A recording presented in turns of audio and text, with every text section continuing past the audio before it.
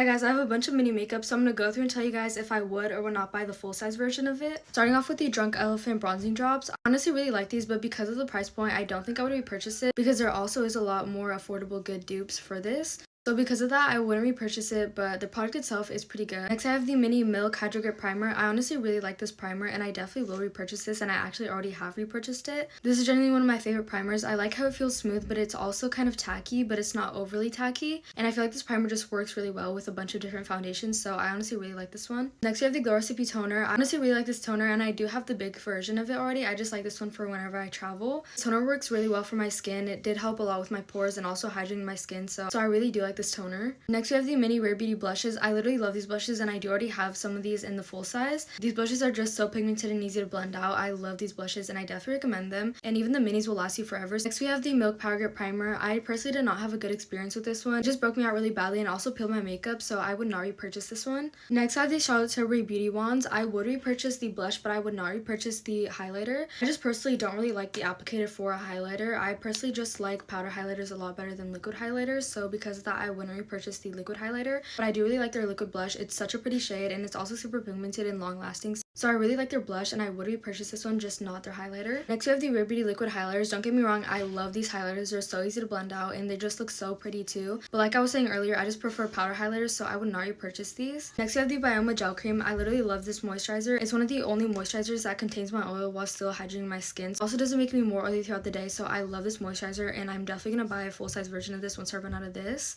And I do still have a few more products to go through, so come back for part 2.